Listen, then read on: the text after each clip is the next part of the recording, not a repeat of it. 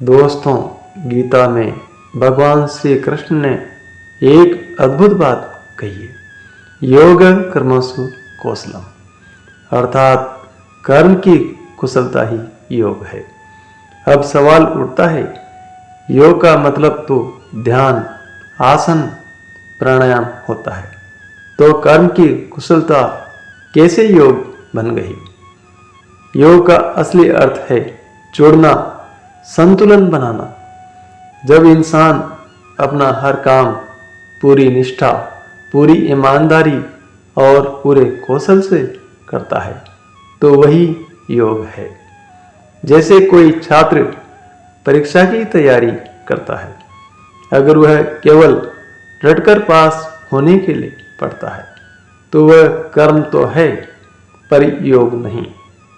लेकिन अगर वही छात्र मन लगाकर पूरी एकाग्रता से ज्ञान पाने के लिए पढ़े तो वही कर्म योग है।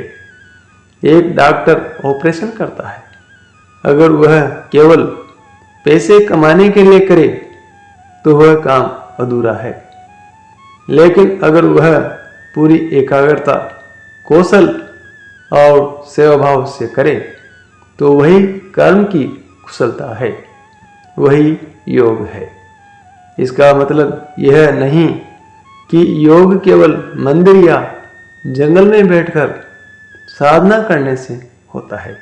नहीं, योग तो तब है जब आप अपने दफ्तर में, अपने खेत में, अपने घर में, अपने हर छोटे बड़े कर्म को पूरी लगन और कुशलता से करते हैं। कर्म की कुशलता हमें आलस्य से बचाती है, भ्रम से निकालती है और परिणाम पर अधिक ध्यान देने के बजाय प्रयास पर ध्यान देना सिखाती है। तो दोस्तों, योग केवल आंखें बंद करके बैठने में नहीं, योग तो हर कर्म में है।